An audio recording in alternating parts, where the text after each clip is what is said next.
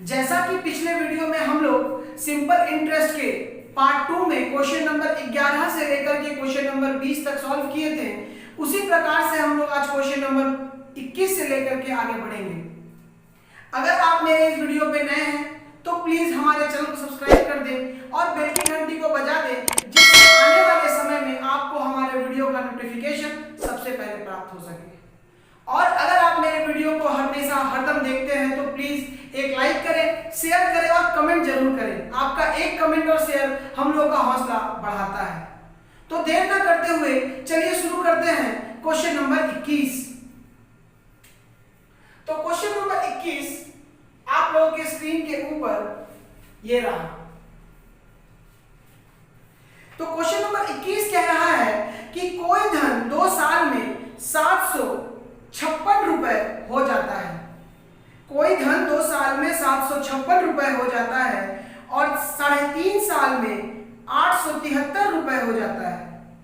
तो मूलधन तथा ब्याज की दर ज्ञात करें। आपसे प्रिंसिपल और रेट ऑफ इंटरेस्ट पूछ रहा है। तो क्वेश्चन में क्या कहा गया है? क्वेश्चन में ये कहा गया है कि 2 साल का जो अमाउंट है वो कितना दिया गया है? तो 2 साल का अमाउंट दिया गया है 756 रुपीज, 756 रुपए। और 3.5 ईयर का जो दिया गया है अमाउंट वो कितना दिया गया है भाई? तो वो दिया गया है आपको 873 रुपए। आपसे क्वेश्चन में इतना पूछा है कि फाइंड प्रिंसिपल और रेट ऑफ इंटरेस्ट। आपसे ये 2 चीज पूछा गया है कि प्रिंसिपल और रेट ऑफ इंटरेस्ट बताएं। तो उम्मीद करते हैं क्वेश्चन आप लोगों को अच्छे से समझ में आया है कि क्वेश्चन क्या कहना चाह रहा है कि 2 साल का जो अमाउंट है वो 756 रुपए है, 3.5 साल का जो अमाउंट है वो 873 रुपए है। आपसे पूछ रहा है प्रिंसिपल और रेट ऑफ इंटरेस्ट। तो आपको पता है कि amount is equals to, amount किन 2 चीजों को मिलकर बनता है? तो अमाउंट प्रिंसिपल प्लस इंटरेस्ट को मिलकर बनता है। अब आप देखेंगे कि ये भी प्रिंसिपल और इसमें भी जो प्रिंसिपल है वो सेम रहेगा, तो केवल और केवल इंटरेस्ट की वजह से फर्क पड़ेगा। यानी 2 साल का अमाउंट कितना था? तो 2 साल का अमाउंट हमारा था, पहले लिखेंगे 3.5 साल से। 3.5 साल का अमाउंट कितना था? 873 रुपीज। और 2 साल का हमारा कितना था अमाउंट? तो आप देखेंगे 756 रुपीज। अब आपको प्रिंसिपल की वजह से कोई फर्क नहीं पड़ेगा, फर्क सिर्फ पड़ेगा इंटरेस्ट की वजह से। तो देखेंगे कि इन दोनों का अंतर कितना आ रहा है। तो आप देखेंगे कि 3.5 साल और 2 साल का अंतर कितना होता है? 1.5 ईयर। तो 1.5 साल का जो हमारा इंटरेस्ट का अंतर बनेगा वो क्या बनेगा? 2 साल का जो हमारा सिंपल इंटरेस्ट बनेगा भाई वो कितना बनेगा? तो आप देखेंगे 7, क्योंकि 13 से 6 जाएगा तो 7, यहां से 6 था तो 5 जाएगा तो 1 और यहां से जाएगा तो 1, यानी 117 रुपए हमारा एसआई होगा। 117 रुपए हमारा 1.5 साल का एसआई होगा। अगर हमारा 1.5 साल का एसआई होगा भाई 117 रुपए, तो आप देखेंगे कि ये इसे हम लोग 3/2 भी लिख सकते हैं। तो 3/2 साल का हमारा जो सिंपल इंटरेस्ट होगा वो कितना होगा? 117 रुपए। यहां से अगर बात करेंगे तो 3 त्रिका 9 और 3 9 27, यानी आधा वर्ष का कितना होगा? 39 रुपए। तो 1 वर्ष का कितना होगा भाई? तो 1 वर्ष का होगा 78 रुपीज एसआई। उम्मीद करते हैं यहां तक आप बात समझ गए। अब आप देखेंगे कि 2 साल का अमाउंट था 756 और 1 साल का एसआई था 78। ये 2 साल का अमाउंट था, तो हम क्या इसे 2 साल कर दे तो 1 साल का एसआई 78 है, तो 2 साल का एसआई 156 रुपीज हो जाएगा क्या? अब आप देखेंगे कि 2 साल का हमारा सिंपल इंटरेस्ट 156 रुपए है। अब आपको पूछा है कि प्रिंसिपल बताइए, तो आप सबको पता है कि प्रिंसिपल निकलता है amount minus interest, amount minus interest. अब आपको पता है कि अमाउंट कितना था 756 रुपीज और 2 साल का इंटरेस्ट कितना है 156 रुपीज, यानी 756 माइनस 156 इज इक्वल्स टू 600 रुपए हमारा क्या निकल गया, प्रिंसिपल निकल गया। अब एक चीज को देखेंगे आप लोग कि 600 रुपए हमारा प्रिंसिपल निकल गया और हमारा जो 2 साल का ब्याज था वो 156 था, तो प्रिंसिपल 600 156 एसआई 2 साल का। आपको एक बात पता है कि 100 रुपए पे 1 वर्ष में मिले गए ब्याज को ही दर बोलते हैं। हम लोग दर किसको बोलते हैं कि 100 रुपए पर 1 वर्ष में मिले गए ब्याज को ही हम लोग दर बोलते हैं। तो हमारा जो प्रिंसिपल है वो 600 रुपए है, 1 साल का ब्याज है 78। तो आप क्या करेंगे, अगर इसे हम लोग डिवाइड कर दे 6 से तो हमारा ये प्रिंसिपल कितना हो जाएगा 100। अगर हम लोग प्रिंसिपल को डिवाइड कर देते हैं 6 से तो हमारा प्रिंसिपल हो जाएगा 100, और जब एसआई को डिवाइड कर देंगे हम लोग 6 से तो 6 कम 6 और 6 के 18, यानी जो हमारा इंटरेस्ट रेट परसेंट बन जाएगा वो क्या बनेगा 13%। तो उम्मीद करते हैं आप मेरे बात को अच्छे से समझ गए होंगे कि रेट किसे कहते हैं, 100 रुपए पर 1 वर्ष में मिले गए ब्याज को ही हम लोग दर कहते हैं। क्वेश्चन में ये कहा गया था कि 2 वर्ष का जो अमाउंट है वो 756 रुपए है, 3.5 साल का जो अमाउंट है वो 873 रुपए है। तो आप बताइए कि प्रिंसिपल और रेट ऑफ इंटरेस्ट क्या होगा। तो आपको पता है कि amount is equals to principal plus interest. अब आपको पता है कि amount is equals to principal plus interest, ठीक है। अब ये इंटरेस्ट था 2 साल का और ये इंटरेस्ट था 3.5 साल का। अब पता है कि पी हमारा कॉमन है, तो इंटरेस्ट की वजह से दोनों का जब अंतर करेंगे तो इंटरेस्ट निकलेगा, यानी 1.5 साल का जो इंटरेस्ट बनेगा वो 117 रुपए बनेगा। तो उसी प्रकार से 1 साल का इंटरेस्ट बनेगा तो 78 रुपए बनेगा। तो 2 साल का, क्योंकि 2 साल का अमाउंट दिया हुआ है इसलिए 2 निकालना जरूरी है, तो 2 साल का इंटरेस्ट 156 रुपीज बनेगा। आपको पता है कि principal is equals to amount minus interest. हम लोग अमाउंट से इंटरेस्ट को घटा दिए तो हमारा प्रिंसिपल निकल गया। आपसे पूछा है रेट परसेंट। आप सभी को पता है कि एक बार नोट हम लिखवाए थे पिछले वीडियो में कि 100 रुपए में 1 वर्ष में मिले गए ब्याज को ही हम लोग दर कहते हैं। तो यहां से अगर इसे हमें 100 बनाना है तो हम लोग इसे क्या किए, डिवाइडेड बाय 6 किए। उस प्रकार से जब डिवाइडेड बाय 6 किए इसको, उसी प्रकार से हम लोग इस एसआई को भी हम लोग डिवाइडेड बाय 6 करेंगे तो 1 वर्ष का हमारा ब्याज पता चल जाएगा। तो उम्मीद करते हैं क्वेश्चन नंबर 21 आप लोगों को अच्छे से समझ में आ गया होगा। तो बढ़ते हैं अपने नेक्स्ट क्वेश्चन की तरफ, क्वेश्चन नंबर 22।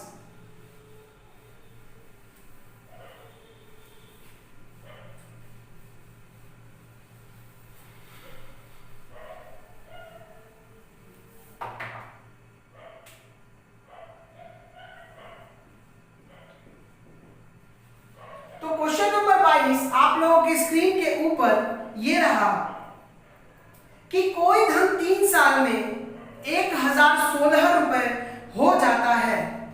कोई धन 3 साल में 1016 रुपए हो जाता है और 7 साल में 1304 रुपए हो जाता है। तो मूलधन तथा ब्याज की दर ज्ञात करें।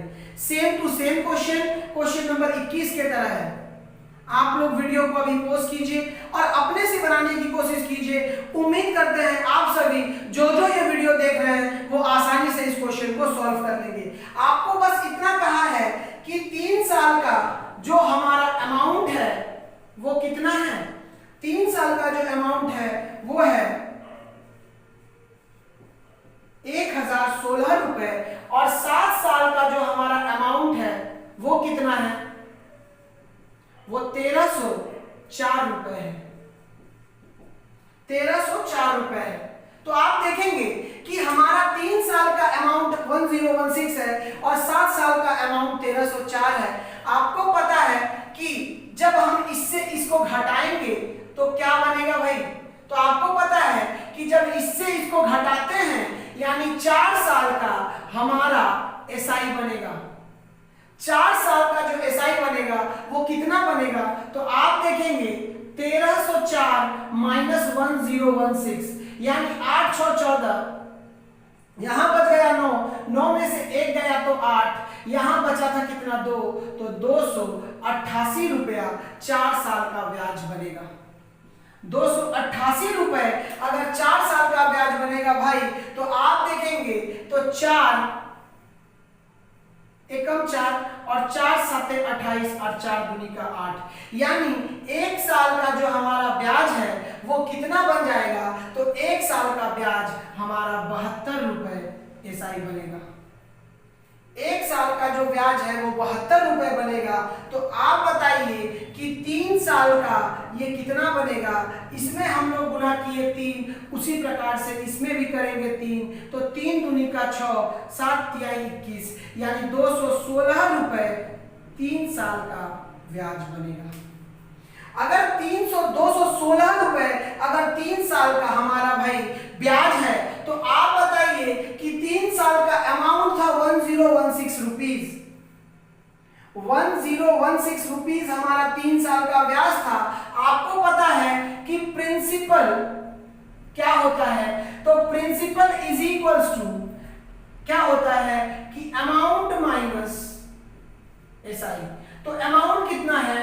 1016 और हमारा एसआई कितना है? तो 216 रुपए।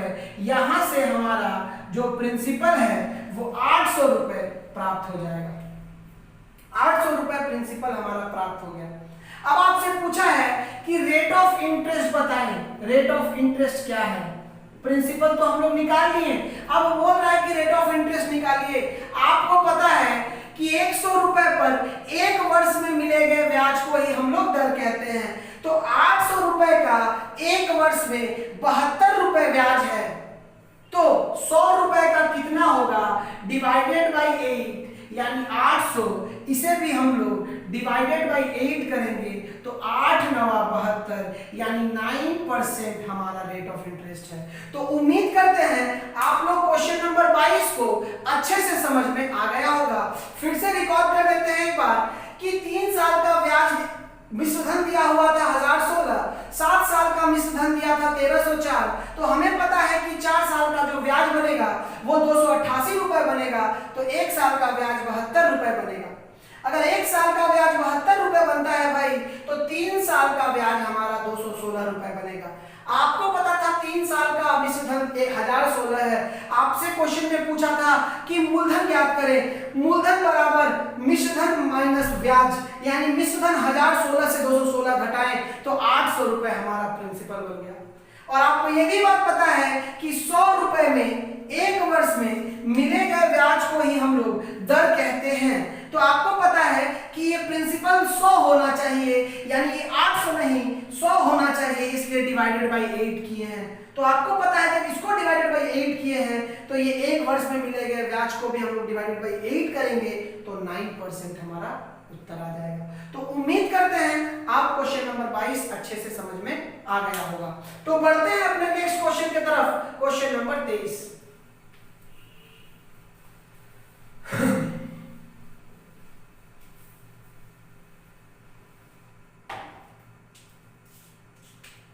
तो क्वेश्चन नंबर 23 आप लोगों के स्क्रीन के ऊपर ये रहा कि 10 साल बाद साधारण ब्याज को मूलधन में जोड़ दिया जाता है।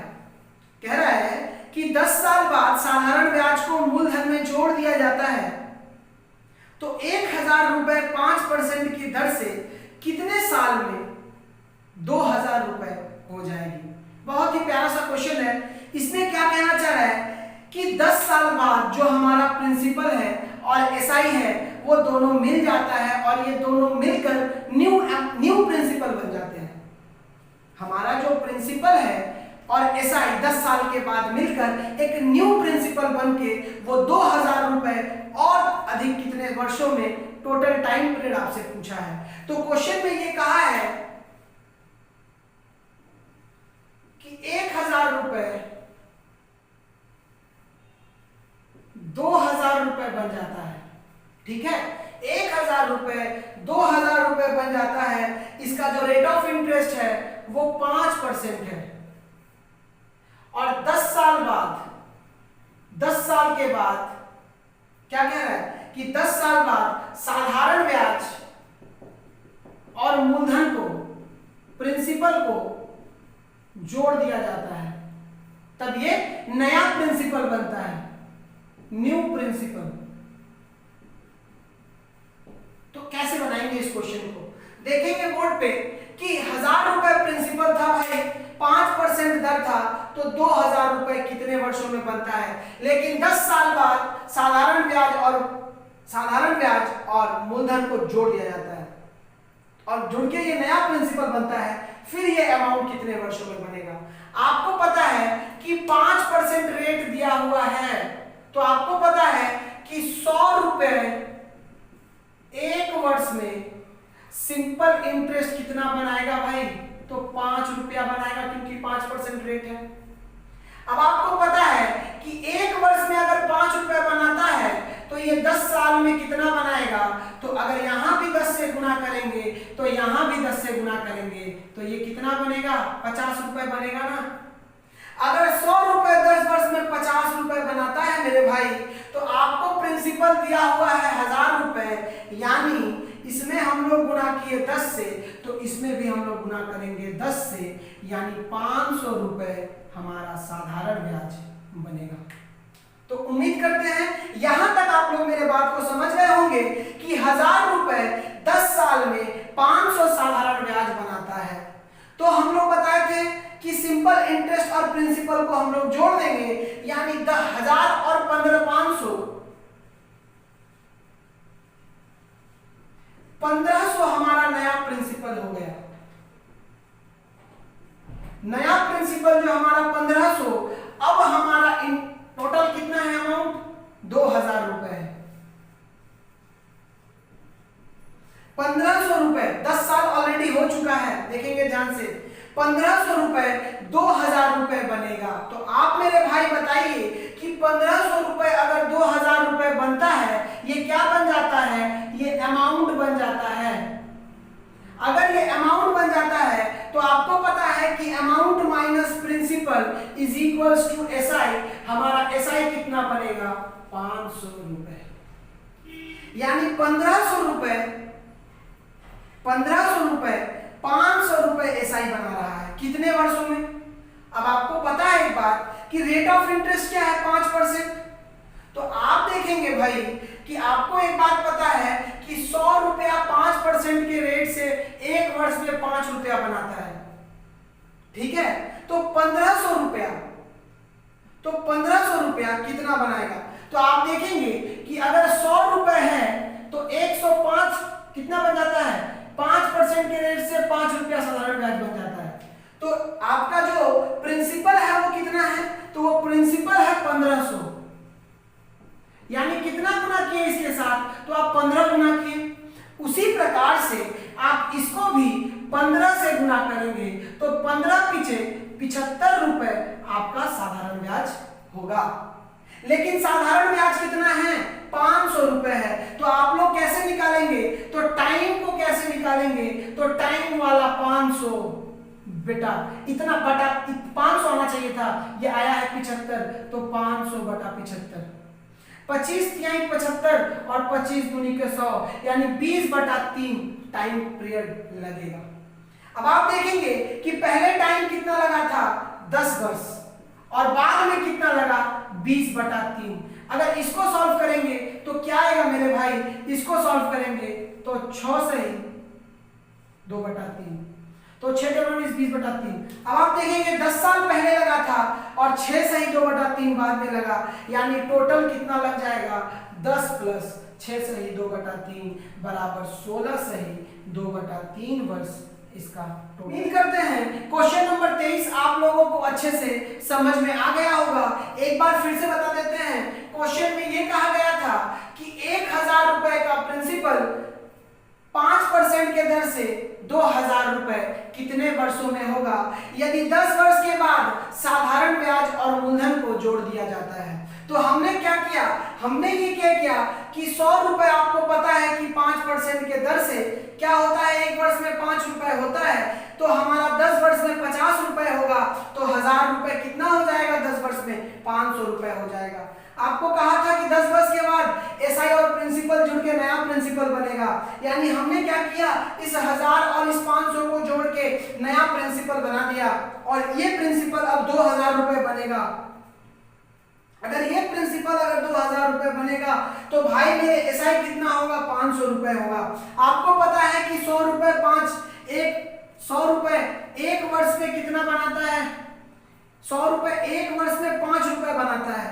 तो आपको कहा है कितना रुपए है, 1500 रुपए है, तो कितना बनाएगा, 75 बनाएगा। लेकिन बना कितना रहा है, 500, तो 500 बटा 75 बराबर 6 सही 2 बटा 3 वर्ष निकल जाएगा।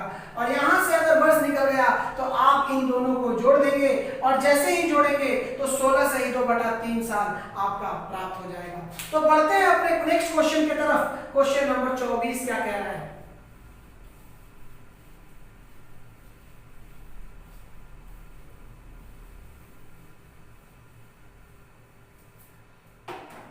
तो क्वेश्चन नंबर 24 आप लोगों के स्क्रीन के ऊपर ये रहा कि कोई धन 3 साल में 9440 रुपए हो जाता है।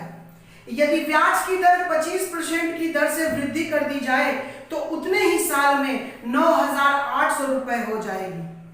तो मूलधन तथा ब्याज ज्ञात कीजिए।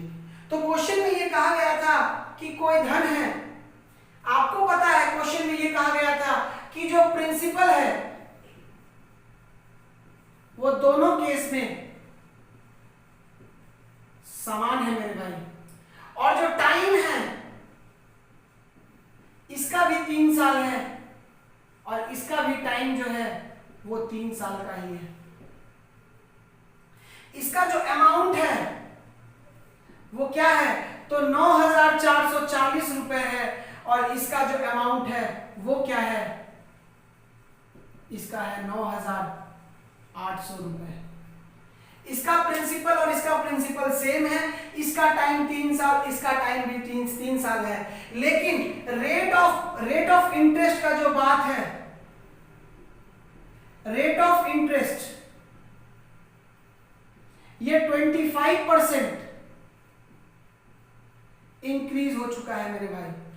अब आपको एक बात बताना चाहते हैं कि जब भी प्रिंसिपल टाइम बराबर है और अमाउंट अलग अलग है तो किसके ऊपर निर्भर करता है, आप देखेंगे कि अमाउंट को बनाने के लिए मेरे भाई, अमाउंट को बनाने के लिए प्रिंसिपल प्लस इंटरेस्ट का काम होता है। जहां पर प्रिंसिपल दोनों केस में बराबर है तो प्रिंसिपल का कोई इफेक्ट दोनों केस में नहीं पड़ेगा, जिसके वजह से ये अंतर आ रहा है। अब आता है टाइम इंटरेस्ट के ऊपर। अब इंटरेस्ट पे आता है और इंटरेस्ट को हम लोग लिखते हैं PRT/100। अब आप देखेंगे कि P और T दोनों केस में हमारा समान है, ये 100 भी दोनों केस में हमारा समान है। अब जो फर्क पड़ेगा मेरे भाई केवल और केवल R के वजह से पड़ेगा, और R हमारा जो है वो 25% इंक्रीज कर रहा है। आप सभी को पता है कि 25% इंक्रीज होना, इसका अगर फ्रैक्शन वैल्यू की बात करें तो 25% इंक्रीज होना का फ्रैक्शन वैल्यू होता है 1/4। यानी जो रेट ऑफ इंटरेस्ट है हमारा R1 और R2, पहले कितना था, तो पहले था 4, बढ़ के कितना हो गया, तो 5।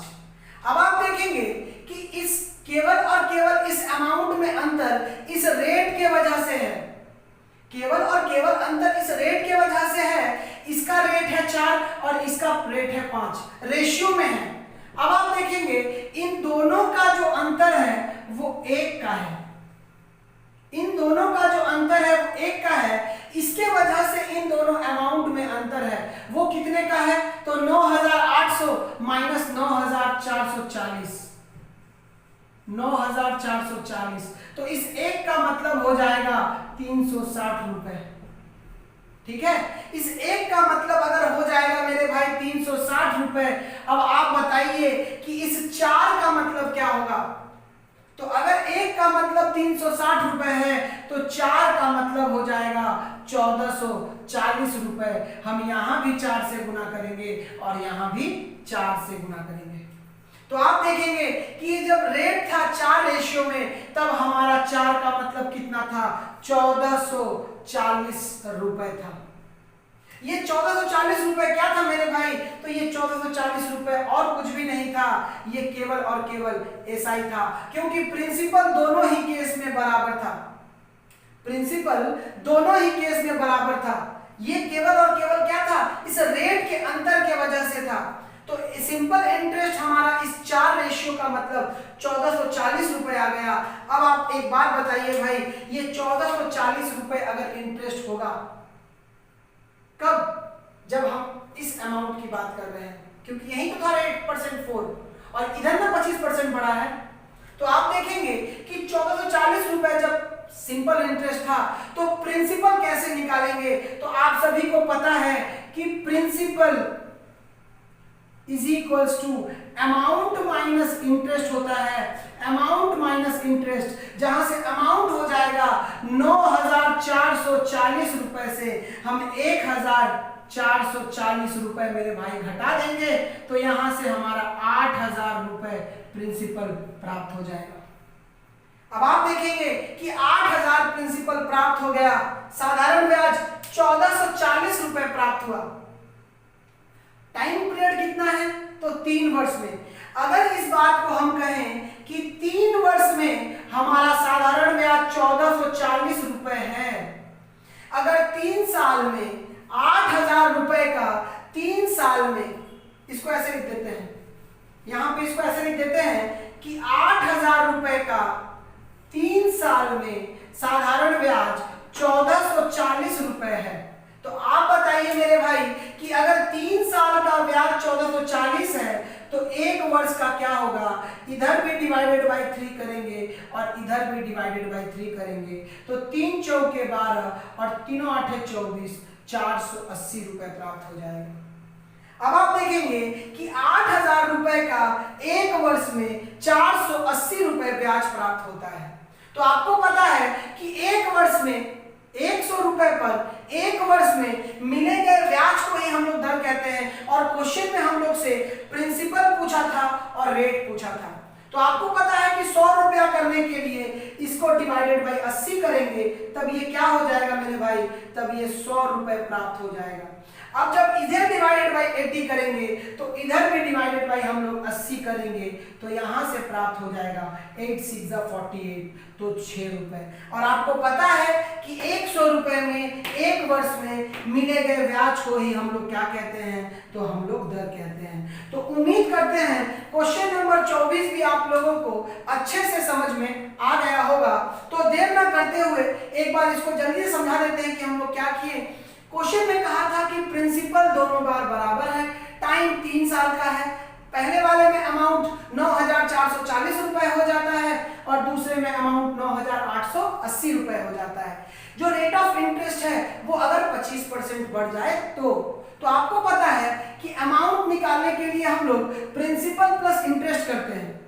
तो प्रिंसिपल तो दोनों केस में बराबर है, तो प्रिंसिपल के वजह से इन दोनों अमाउंट में कोई भी अंतर नहीं पड़ेगा। अंतर पड़ेगा तो इंटरेस्ट के वजह से, और इंटरेस्ट में भी PRT 100 होता है, जिसमें P होता है और P और T दोनों इक्वल है। तो इक्वल होने के कारण P कट जाता है, T कट जाता है और ये 100 कट जाता है।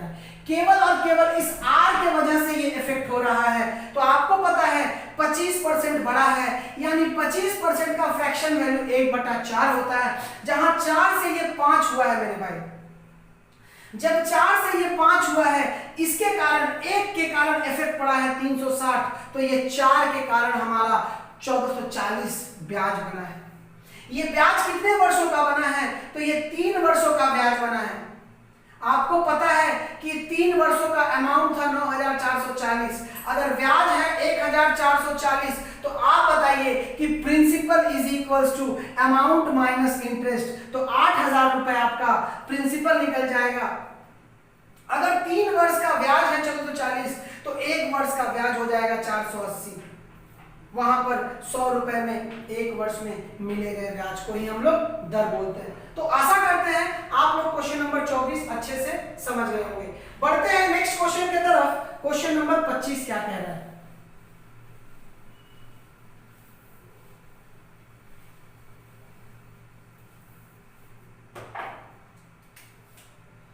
क्वेश्चन नंबर 25 आप लोगों के स्क्रीन के ऊपर ये रहा।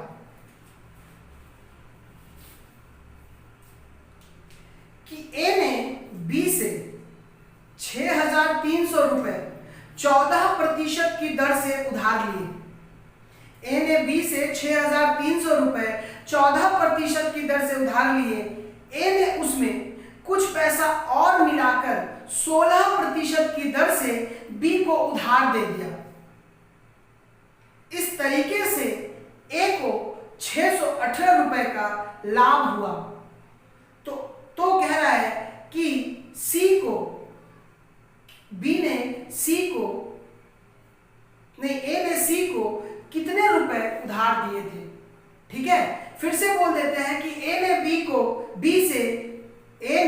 बी से उधार लिया था 6,300 रुपए 14% की दर से, और फिर ए ने उसमें कुछ अमाउंट मिलाकर, कुछ पैसा मिलाकर सी को दे दिया 16% के रेट से, जिस कारण से उसको 618 रुपए का लाभ हुआ।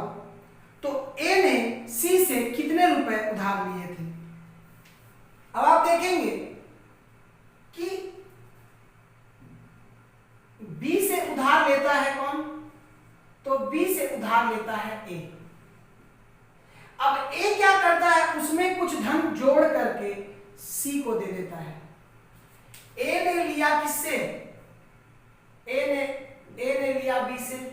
अब ए क्या करता है? उसमें कुछ अमाउंट मिलाकर किसको दे देता है? सी को दे देता है। अब ये इससे कितना रुपए उधार लिया था? तो 6,300 रुपए उधार लिया था। अब देखेंगे कितने परसेंट रेट ऑफ इंटरेस्ट से मेरे भाई? तो 14% रेट ऑफ इंटरेस्ट से। अब ए क्या किया? इस 6300 रुपए में और कुछ अमाउंट जोड़ दिया। अब जोड़ने के बाद सी को कितने परसेंट पे दे देता है? तो 16% पे दे देता है। और उसका जो प्रॉफिट होता है मेरे भाई, वो होता है 618 रुपए। यही तो क्वेश्चन में है। बहुत ही सिंपल तरीका है। अब आप देखेंगे कि अगर हम लोग 6300 रुपए का ही अगर बांटते, अगर 6300 रुपए को ही हम लोग 14% और 16% पे देते, ध्यान से देखिएगा, अगर 6300 रुपए को ही हम लोग 14% और 16% पे देते, हम एक तरफ भूल जाते हैं कि हमारा जो है, हम एक बार भूल जा रहे हैं कि हमारा कुछ भी एक्स्ट्रा हम नहीं मिला है। तो आप देखेंगे कि 6300 का अगर 14% और 16% पे दिया जाता तो ये 2% का डिफरेंस आता है। ध्यान से देखिएगा, ये 6300 का अगर 2% का डिफरेंस आता तो ये 2% का डिफरेंस कितना होता? तो 6300 का 2% कितना होता है मेरे भाई? आप देखेंगे 6300 का 2% होता है तो 3 दूनी का 6 और 6 दूनी के 12, 126 रुपए होता है। लेकिन ये हो कितना रहा है? ये हो रहा है 618। अगर उतना ही धन देता 16% पे तो 126 रुपए होता, लेकिन हो रहा है कितना? 618। तो आप देखेंगे इन दोनों का जो अंतर है वो कितना है? तो 618 से अगर हम लोग 126 को घटा दें तो 2 9 और ये दे देता है तो 5 में से 1 गया तो क्या बचा? 4, यानी 492 रुपीज हो रहा है। अब आप देखेंगे कि क्वेश्चन में कहा है कि ए ने सी को कितना रुपए दिया, तो ए ने सी को कितना रुपए दिया? अब देखेंगे एक बात कि 492 रुपीज एक्स्ट्रा मिल रहा है। क्या मिल रहा है, एक्स्ट्रा मिल रहा है, तो उसका ना 16% होगा। अगर उसका अगर 16% होगा मेरे भाई, तो 16% का, मगर 16% का मतलब अगर 492 रुपीज आ रहा है, अगर उसका 16% यानी जो एक्स्ट्रा धन दिया गया था उसका 16% का मतलब अगर 492 रुपीज है, तो आप देखेंगे 4 चौका 16, अगर डिवाइड करेंगे 4 से तो इधर भी डिवाइड करेंगे 4 से, तो 4% का वैल्यू, तो 4 एकम 4 और 4 दूनी के 8 और 4 तिहाई 12, तो 4% का वैल्यू हमारा 123 रुपए हो जाएगा। तो अगर हमको पूछा है कि ए ने सी को कितना पैसा उधार दिया, तो 100% हम लोग क्या करें, यहां भी 25 से गुना किए और यहां भी हम लोग 25 से गुना कर दिए। तो आप देखेंगे कि अगर इसको हम लोग 25 के साथ गुना कर दे रहे हैं तो 123 को अगर 25 के साथ गुना करेंगे तो क्या होगा, तो आपको पता है कि अगर इसको हम लोग 25 ना करके, आप लोग जैसे गुना करना आराम से कीजिए, 5 तिहाई 15, 5 दूनी का 10, 1 11, 5 एकम 5 और 1 6, इधर कीजिए तो 3 दूनी का 6, 2 दूनी का 4 और 2 एकम 2, तो 5 7 0 3, यानी ए ने सी को कितना रुपए उधार दिया था, तो 3075 रुपया उधार दिया था। तो उम्मीद करते हैं आप मेरे बात को समझ पा रहे होंगे कि क्या कह रहा था क्वेश्चन में। आप लोगों को एक बार फिर से इस बात को हम समझा देते हैं कि क्वेश्चन में क्या कह रहा था। क्वेश्चन में ये कह रहा था कि बी ए को, चाहे ए ने बी से 6300 रुपए उधार लिया, कितने परसेंट रेट ऑफ इंटरेस्ट पे, तो भाई 14% रेट ऑफ इंटरेस्ट पे। अब ए ने क्या किया, उसमें कुछ अमाउंट मिलाकर 16% के दर से सी को दे देता है, जिस कारणवश उसको प्रॉफिट होता है कितना, तो प्रॉफिट होता है 618 रुपए का। तो हम आपको क्या बताएं कि अगर उतना ही रुपए देता, अगर 6300 रुपए 14% पे देता और 16% पे देता, तो अगर उसको ओरिजिनल प्रॉफिट होता तो 6300 का 2% होता, अगर वो कुछ एक्स्ट्रा नहीं मिला था तो 6300 का 2% होता है मेरे भाई 126 रुपए। तो हम सिंपल सा क्या करेंगे, ये टोटल जो प्रॉफिट है उसमें से 126 घटा देंगे, तो ये अमाउंट एक्स्ट्रा था, उस अमाउंट का एक्स्ट्रा 16% था, तो उस अमाउंट का एक्स्ट्रा 16% की वजह से, क्योंकि ए ने सी को एक 16% के दर से दिया था, तो 16% का मतलब अगर 492 है तो 100% का मतलब कितना होगा मेरे भाई, 3075 रुपीज होगा। तो आशा करते हैं क्वेश्चन नंबर 5 आप लोगों को अच्छे से 25 अच्छे से समझ में आ गया होगा। बढ़ते हैं नेक्स्ट क्वेश्चन की तरफ। क्वेश्चन नंबर 26 क्या कह रहा है,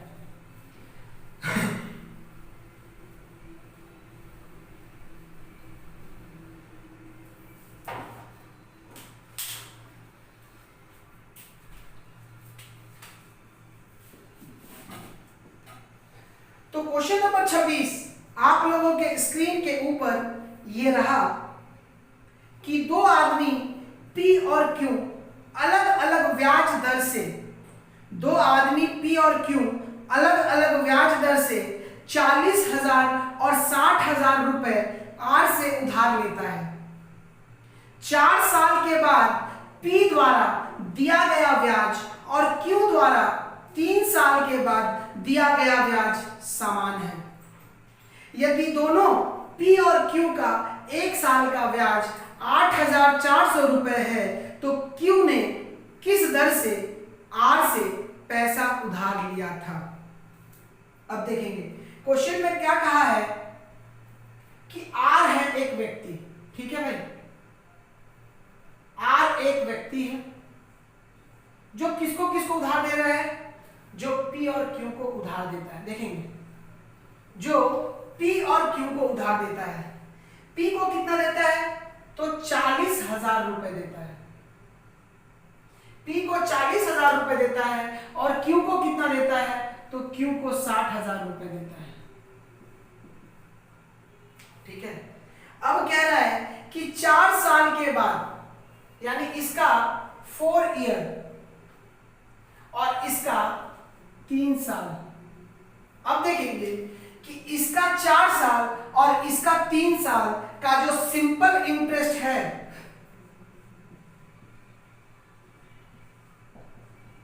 वो सेम है, जो सिंपल इंटरेस्ट है वो सेम है। और कह रहा है कि इसका 1 साल का फर्स्ट ईयर एसआई, इसका 1 साल का एसआई और इसका 1 साल का एसआई, इन दोनों को अगर जोड़ते हैं तो क्वेश्चन में कहा है कि 8,400 रुपए हो जाता है। बहुत ही प्यारा सा क्वेश्चन है। क्वेश्चन में ये कहा गया है कि आर ने पी और क्यू को दो धनराशि उधार में दिया है, कितना? तो 40,000 और 60,000, ठीक है, 40,000 रुपए और 60,000 रुपए। इसको दिया है 4% के रेट से, इसको दिया है 4 साल के लिए और इसको दिया है 3 साल के लिए। अब बोल रहा है आपको कि जो 4 साल के बाद जो सिंपल इंटरेस्ट है और इसका जो 3 साल के बाद जो सिंपल इंटरेस्ट है वो दोनों आपस में सेम है। और सेकेंड पार्ट में बोला है कि P का फर्स्ट ईयर का सिंपल इंटरेस्ट और Q का फर्स्ट ईयर का सिंपल इंटरेस्ट अगर दोनों को जोड़ा जाए तो ये 8,400 रुपए हो जाता है।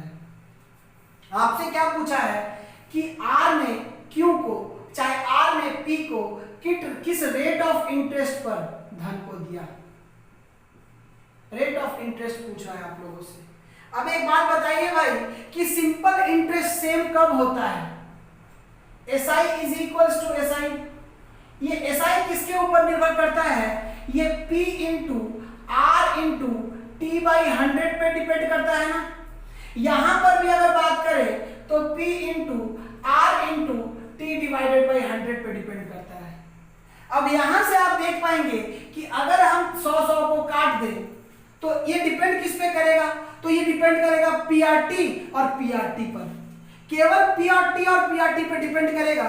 अब आप बताइए यहां क्या था? P 40,000, यहां क्या था? टाइम 4 साल, यहां क्या था? R1 और यहां क्या था? R2। तो हम कह सकते हैं इस P के जगह पर 40,000 लिख सकते हैं, आपको रेट के जगह पर R1 लिख सकते हैं और T के जगह पर हम ये 4 साल लिख सकते हैं।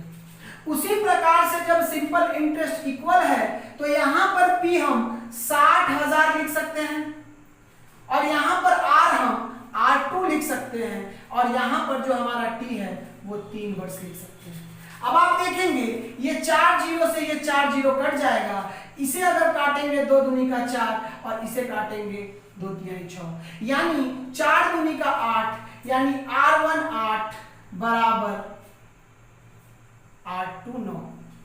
अब आप देखेंगे R1 8 बराबर R2 9, जहां से R1 का पता चल जाएगा 9 रेशियो। तो आप लोग क्या कीजिएगा कि R1 के जगह पर आप लोग लिख दीजिए 9 और R2 के जगह पे आप लोग लिख दीजिए 8।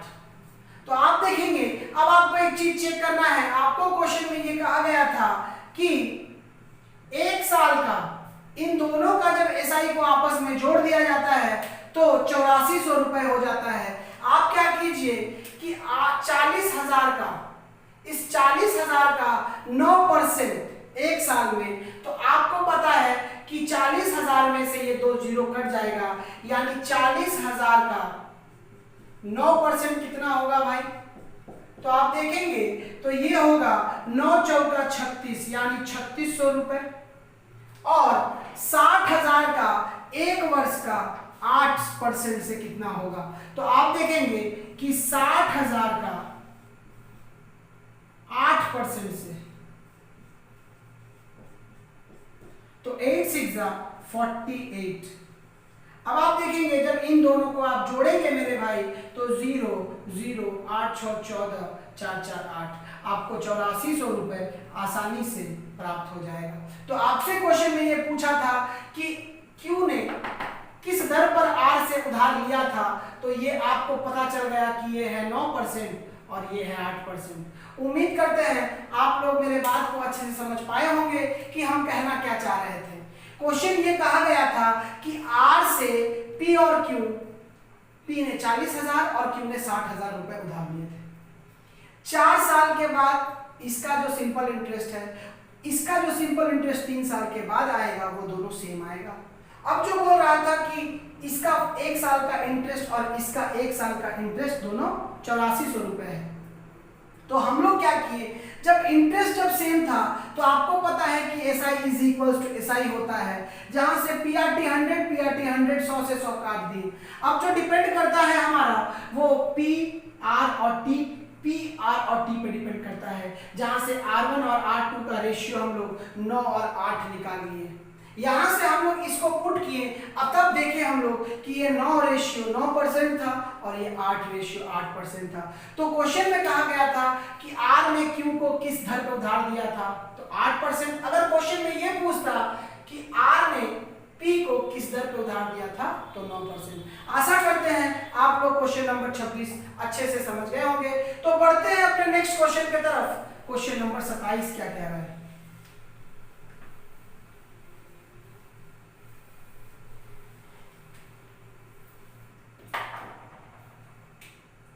तो क्वेश्चन नंबर 27 आप लोगों के स्क्रीन के ऊपर ये रहा कि कोई धन 6% की दर पर उधार लिया गया, 1 साल के बाद 6,800 रुपए वापस कर दिए।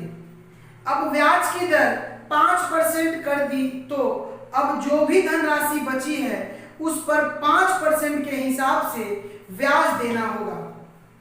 दूसरे साल का जो ब्याज है वो पहले साल के ब्याज का 11/20 है। अब आप देखेंगे यहाँ पर पहले साल का जो ब्याज है वो दूसरे साल का ब्याज का कितना है, 11/20 है। यानी एसआई जो पहला है और एसआई हमारा दूसरा है, तो पहला हमारा 20 और दूसरा हमारा 11 होगा। अब आप देखेंगे कि हमारा जो एसआई है वो 20 और एसआई जो है वो 11। हमारा जो रेट ऑफ परसेंट था वो क्या था, यहाँ पर वो था 6%, और अब जो एसआई था वो क्या था, वो था 5%। ये भी 1 साल का है और ये भी अगले साल का है, यानी 1 साल का ये है और 1 साल का ये भी है। और जो हमारा जो प्रिंसिपल है मेरे भाई वो क्या है, वो हमारा प्रिंसिपल यहां पर भी जो है वो भी प्रिंसिपल यहां पर है। ठीक है, जो प्रिंसिपल हमारा यहां है वही प्रिंसिपल यहां है। अब आपसे क्वेश्चन में कहा गया है कि कितना रुपया उधार लिया गया था। सॉरी, यहां जो प्रिंसिपल है वो यहां नहीं होगा। क्यों नहीं होगा, अब आप देखेंगे कि यहां पर जो प्रिंसिपल है उसमें से क्या कर रहा है, जो भी रेट ऑफ इंटरेस्ट है उसमें से वो 6,800 रुपए दे रहा है। तो आप देखेंगे कि आपसे प्रिंसिपल ही पूछा है, तो प्रिंसिपल इज इक्वल्स टू क्या होता है, तो प्रिंसिपल इज इक्वल्स टू होता है कि SI into 100 divided by P into R into T. Sorry, अब आप देखेंगे कि जब भी हम लोग करते हैं तो टाइम दोनों केस में हमारा इक्वल है। दोनों केस में हमारा टाइम इक्वल है मेरे भाई, तो टाइम का कोई फर्क नहीं पड़ेगा और 100 भी दोनों से कोई फर्क नहीं पड़ेगा। तो फर्क पड़ेगा किससे, तो SI डिवाइडेड बाई आर। अब देखेंगे आप, अगर SI डिवाइडेड बाई आर तो यहां पर प्रिंसिपल निकालने के लिए 20/6 करेंगे, क्योंकि SI था 20, R 6 था। यहां पर जब करेंगे तो 11/5 हो जाएगा। अब जब इसको हम लोग गोटे में लेंगे तो इस 6 और 5 का एलसीएम लेंगे तो 30 और इसको भी 30, यहां से 6 5 30 और 5 6 30, यानी कितना रुपए था, तो 100 रुपए अगर प्रिंसिपल था तो यहां पे क्या हो गया, 66 रुपए हो गया। अब आप देखेंगे भाई कि 100 रुपए यहां पे प्रिंसिपल था। क्वेश्चन को फिर से एक बार पढ़ लीजिए, तो कह रहा है कि 1 साल के बाद 6,800 रुपए वापस कर दिया गया। 1 साल के बाद अगर प्रिंसिपल हमारा 100 था, 6% दर था, 1 वर्ष था, तो ये कितना रुपए हो जाएगा, तो 106 रुपए अमाउंट हो जाएगा। अब इस 106 रुपए में से ये कुछ धन क्या करता है, दे देता है। ठीक है, इस 106 रुपए में से वो कुछ धन दे देता है। अब उसके पास कितना बचता है, ये 66 रुपए बचता है, जिस पे वो एसआई लगाता है। अब आप देखेंगे कि अब इन दोनों का जो अंतर है, क्योंकि यहां से तो वो कुछ पैसा दे दिया, क्या कर दिया, दे दिया, तो कितना दे दिया, तो कितना दे दिया, 6800। तो आप देखेंगे इन दोनों का अंतर कितना होगा, तो इन दोनों का अंतर आपका 40 रुपए होगा, जिसका वैल्यू क्या होगा आपको 6800। अगर इस 40 रुपए का वैल्यू 6800 है मेरे भाई, तो आप बताइए कि इस 100% का वैल्यू क्या होगा। अगर एक जीरो से एक जीरो काट दिए तो ये 100% के लिए इंटू 25 करेंगे, और इसे भी हम लोग इंटू 25 करेंगे।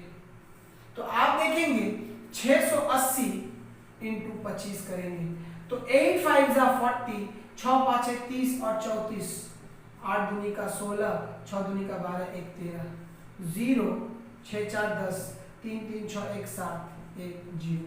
यानी कितना रुपए हो जाएगा, 1700 रुपए हमारा क्या हो जाएगा, तो 1700 रुपए हमारा प्रिंसिपल हो जाएगा।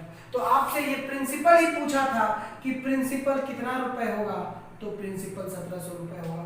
उम्मीद करते हैं आप मेरे इस बात को समझ गए होंगे और प्रिंसिपल के इस कंसेप्ट को सीखे होंगे कि जब भी हमारा टी बराबर हो तो क्या करना पड़ता है। ठीक है, अब आपको और एक नियम से इस मैथ को हम बता देंगे, आपको हम सब मिटा देते हैं।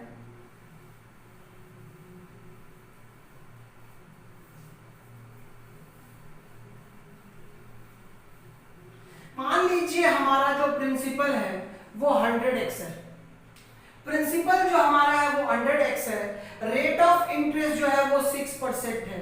तो आप बताइए कि एक साल में जो हमारा अमाउंट बनेगा वो क्या 106x बनेगा। अब हम लोग क्या किए, इस अमाउंट से 106x से हम लोग 6800 रुपए वापस कर दिए, यानी माइनस 6800 रुपए कर दिए। अब 106 माइनस x का 6800 रुपए वापस कर दिए। अब एक बात बताइए कि यहां पर जो हमारा 106x और 100x और 106x में जो हमारा सिंपल इंटरेस्ट था वो क्या 6x था, सिंपल इंटरेस्ट हमारा 6x था। अब बताइए कि 106x से हम लोग 6800 वापस कर दिए, इसका 5%, तो आपको पता है कि 5% का फ्रैक्शन वैल्यू 1/20 होता है। तो हम लोग इसका 1/20 ही सिंपल इंटरेस्ट होगा। अब आप देखेंगे इसका 1/20 ही हमारा सिंपल इंटरेस्ट होगा, यानी 106x माइनस 6800 और इसका 1/20। अब आप देखेंगे मेरे भाई कि अगर इसका कितना है 11/20 जो सिंपल इंटरेस्ट है, पहले वाले का सिंपल इंटरेस्ट का 11/20 इज इक्वल्स टू दूसरे वाले का सिंपल इंटरेस्ट है। तो यहां से अगर सॉल्व करेंगे तो ये 20 से ये 20 कट जाएगा, अगर इसको सॉल्व करेंगे तो 66x is equals to 106x minus 6800 rupees होगा। जहां से अगर इसको हम लोग घटाएंगे तो क्या हो जाएगा मेरे भाई, तो 40x minus is equals to minus 6800। अब माइनस से माइनस काट देंगे, 0 से 0 काट देंगे तो 4 एकम 4 और 7 170 आ जाएगा वैल्यू, यानी x का मतलब 170 रुपए। अब एक बात बताइए कि हमारा जो प्रिंसिपल था वो क्या था, वो 100x था ना। तो इस 100 के साथ हम क्या करेंगे, तो इस 100 के साथ हम लोग 170 का मल्टीप्लिकेशन कर देंगे तो कितना आ जाएगा 17123 रुपया। तो उम्मीद करते हैं क्वेश्चन नंबर 27 भी आप लोगों को अच्छे से समझ में आ गया होगा। आपको क्या करना था, आपको बस इतना करना था कि प्रिंसिपल को हम लोग 100x मान लिए, 6% का रेट था, एक साल का अमाउंट कितना हो जाएगा 106x, जिसमें सिंपल इंटरेस्ट होगा 6x। अब कह रहा है कि ये जो टोटल अमाउंट था उसमें से 6800 रुपये वापस कर दिया है, उसका 5% यानी 1/20। इसका जो सिंपल इंटरेस्ट है पहले वर्ष का सिंपल इंटरेस्ट का 11/20 है, यानी पहले का 11/20 बराबर दूसरे का इतना। तो उसको हम लोग सॉल्व किए तो x का मतलब 170 निकल गया, हम लोग p में 170 को गुना कर दिए, 17,000 रुपए हमारा प्रिंसिपल प्राप्त हो गया। बढ़ते हैं अपने नेक्स्ट क्वेश्चन की तरफ। क्वेश्चन नंबर 28 क्या कह रहा है?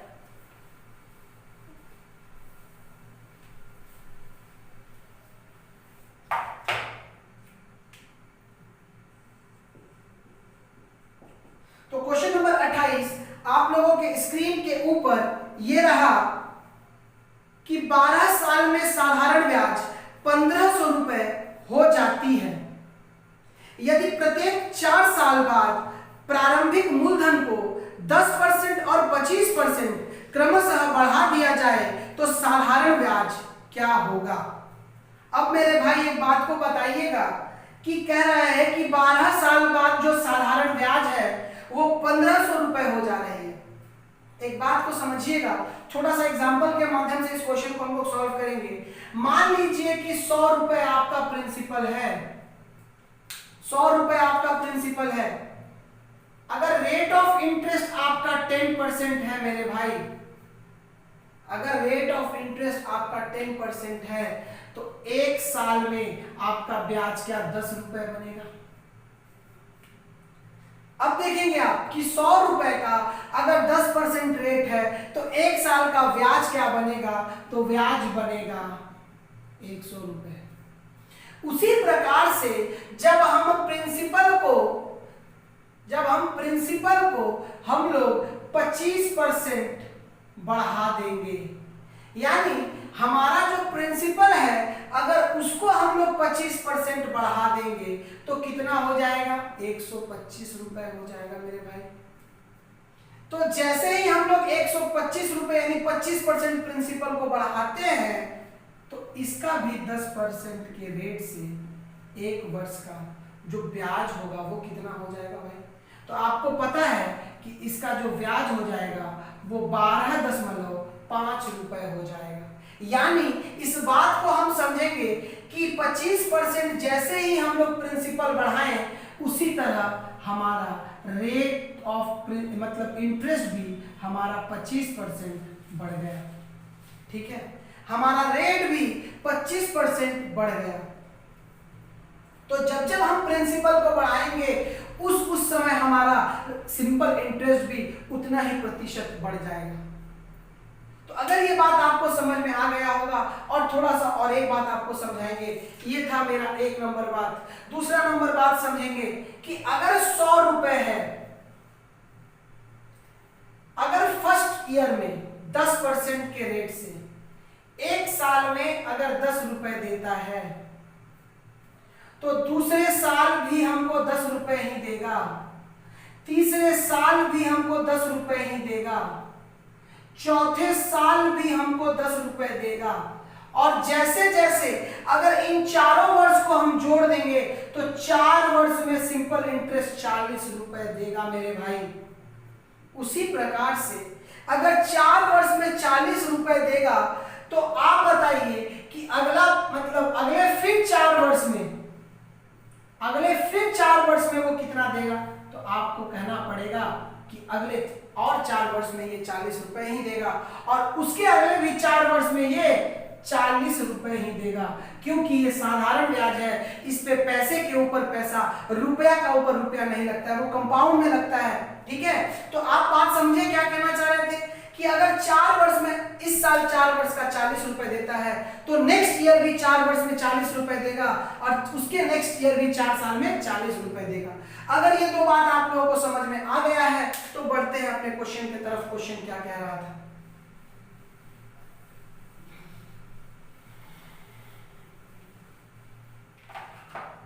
क्वेश्चन में ये कह रहा था कि 12 साल में साधारण ब्याज 1500 रुपया है, 12 साल में सिंपल इंटरेस्ट 1500 रुपया है। ध्यान से देखिएगा, 12 साल में अगर सिंपल इंटरेस्ट 1500 रुपए है तो हम क्या ये बोल सकते हैं कि 3 साल 4 साल 4 साल और 4 साल 4 4 8 4 12। तो अगर एसआई को डिवाइड करना हो तो 4 साल में 500 रुपए एसआई मिला होगा, फिर अगले 4 साल में 500 रुपया मिला होगा, फिर अगले 5 साल में 4 साल में 500 रुपया मिला होगा, यानी 4 साल में 500 रुपया उसको साधारण ब्याज प्राप्त हुआ है। अब क्वेश्चन में कहा गया है कि अगर प्रत्येक 4 साल के बाद प्रारंभिक मूलधन को 10% और 25% बढ़ा दिया जाए, यानी 4 साल के बाद कितना परसेंट बढ़ेगा, तो 4 साल के बाद 10% बढ़ेगा। तो बताइए 500 का 10% कितना होता है, तो 500 का 10% 50 रुपया होता है। आपको फिर से बता दें एक बात कि जब जब प्रिंसिपल बढ़ेगा तब तब सिंपल इंटरेस्ट भी बढ़ेगा, यानी 500 का 10% यानी 50 रुपए बढ़ जाएगा। उस प्रकार से नेक्स्ट 4 ईयर के बाद क्या होगा, 25% रेट बढ़ेगा, यानी 25 पाँचे 125 रुपया बढ़ेगा, यानी पहला वर्ष हमारा 500 रुपया ही ब्याज रहेगा, उसके 4 साल के बाद 550 रुपया ब्याज प्राप्त होगा और उसके 4 साल के बाद 625 रुपया प्राप्त होगा। अब आप देख पाएंगे 6 5 11 11 5 16, यानी हमारा 1675 रुपया अब क्या प्राप्त होगा, आपका हमारा नया सिंपल इंटरेस्ट प्राप्त होगा। तो उम्मीद करते हैं क्वेश्चन नंबर 28 भी आप लोगों को अच्छे से समझ में आ गया होगा। बढ़ते हैं अपने नेक्स्ट क्वेश्चन की तरफ। Next question 29 number question.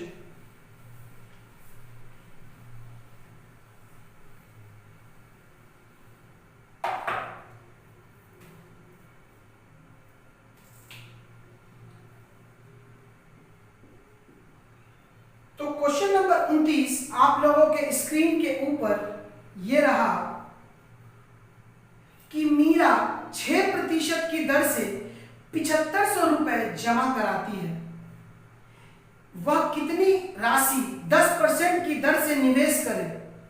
कहने का मतलब है कि मीरा 6% की दर से 7500 रुपए जमा कराती है, वो कितनी अधिक राशि 10% की दर से निवेश करे कि उसे कुल निवेश पर 8.5% की दर से उतना ही साधारण ब्याज प्राप्त है।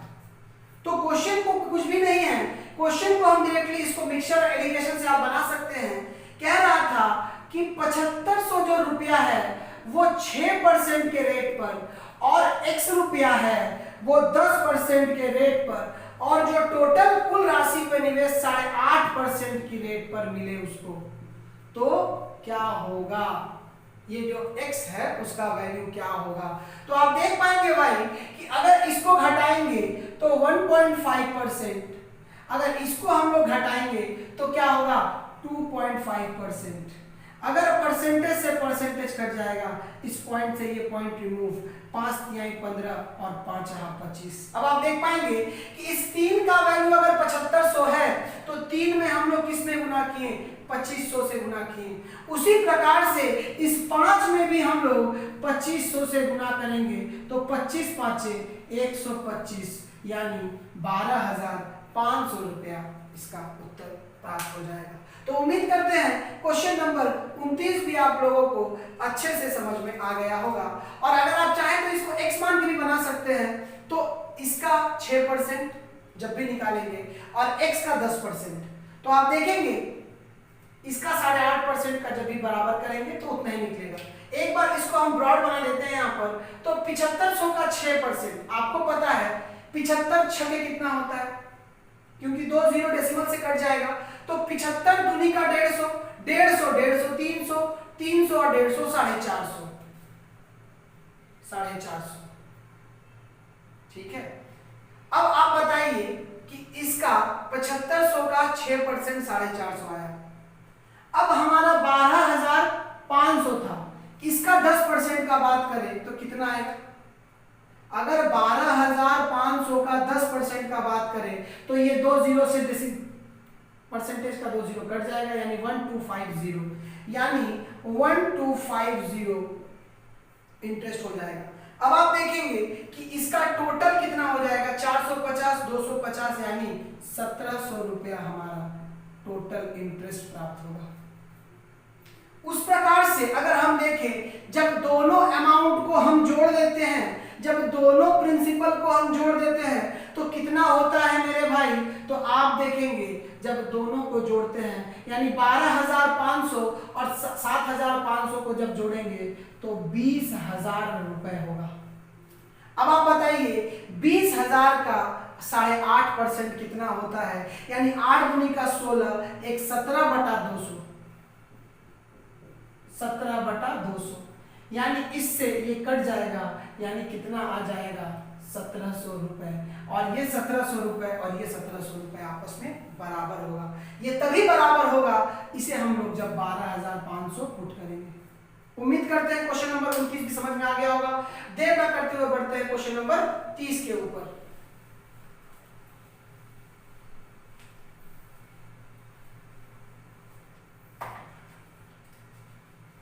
तो क्वेश्चन नंबर 30 आप लोगों के स्क्रीन के ऊपर ये रहा कि P Q R W 4 राशियां इस प्रकार है कि जो P Q का ब्याज है, Q R का ब्याज है, R W का ब्याज है।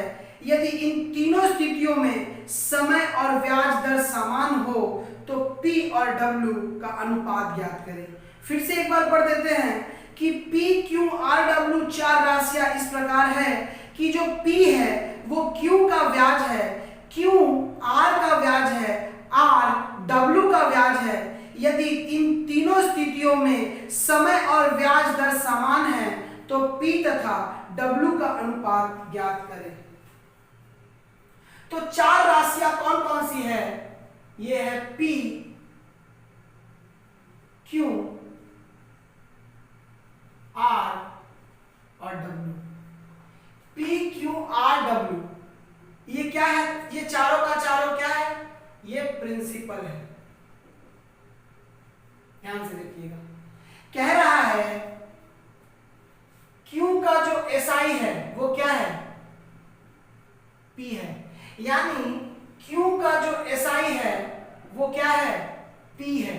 ध्यान से देखिएगा कि Q का जो SI है वो P है, R का जो SI है वो Q है।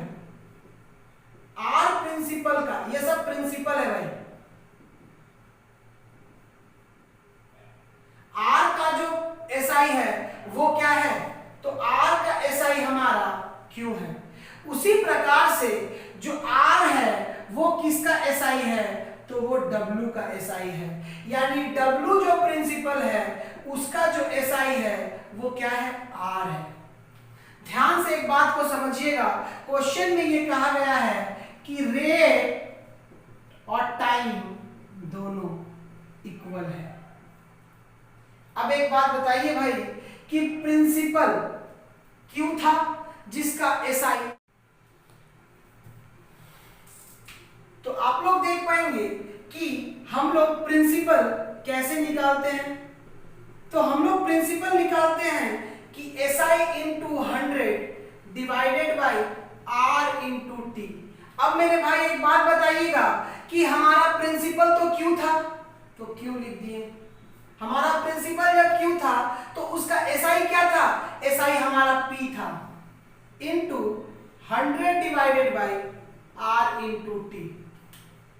अब आप देखेंगे कि जब हम इसके तरह अगर इसे भी लिखेंगे तो क्या लिखेंगे? हमारा जब प्रिंसिपल R था, जब हमारा प्रिंसिपल R था तब SI हमारा क्या था? Q था। तब SI हमारा Q था, यानी Q into 100 divided by R into T। ठीक है, इसको इतना दूर ना लिख के पास में लिख देते हैं, ठीक है ना। अब देखेंगे कि जब W हमारा प्रिंसिपल था, जब W हमारा प्रिंसिपल था तो SI इसका R था। जब W हमारा प्रिंसिपल था तब SI क्या था? R था।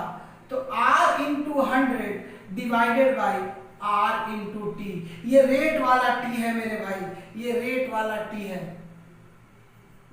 ठीक है, अब आप देखेंगे अगर हम इसको P और इसको हम इधर लाते हैं, चाहे हम अगर P को हम ऐसे रहने देते हैं और Q को इधर लाते हैं तो ये इधर चल जाएगा, तो ये RT/100 और इधर इसको हम लोग क्या करेंगे? इस Q को हम लोग इधर रहने देते हैं और इस R को हम लोग इधर लाते हैं, तो ये भी R percentage into T by 100 हो जाएगा। और उसी प्रकार से जब इसको आर को हम यहाँ रहने देंगे और इसे डब्ल्यू को यहाँ लाएंगे तो क्या होगा, हमारा R percentage into T divided by 100 होगा। तो आप देख पाएंगे कि तीनों ही केस में r percentage T by 100, r percentage T by 100 और r परसेंटेज टी बाई 100 आपस में इक्वल है। तो हम इस बात को कह सकते हैं कि p by Q is equals to Q by R is equals to r by w। और आपसे क्वेश्चन में पूछा गया है कि p अनुपात w का रेशियो बताइए। तो आप अगर P कोई पूछेगा तो P निकालने के लिए आप Q स्क्वायर बाई R करेंगे, और अगर कोई W आपसे पूछेगा तो आप R स्क्वायर बाई Q करेंगे। अब एक बात बताइए, आपसे P और W का रेशियो पूछा है, यानी P बाई W का आपसे रेशियो पूछा गया है, तो हम लोग P को क्या लिख सकते हैं, Q स्क्वायर बाई R, और हम लोग W को क्या लिख सकते हैं कि R स्क्वायर बाई Q। यहां से जब सॉल्व करेंगे तो Q cube divided by R cube इसका सॉल्यूशन प्राप्त हो जाएगा। आशा करते हैं आप लोग अच्छे से इस क्वेश्चन को समझ गए होंगे। आप लोग स्क्रीनशॉट एक बार निकाल लीजिए इस क्वेश्चन का, आप लोग को अच्छे से समझ में आ जाएगा। ठीक है, मिलते हैं नेक्स्ट वीडियो में, तब तक के लिए धन्यवाद, शुभ रात्रि।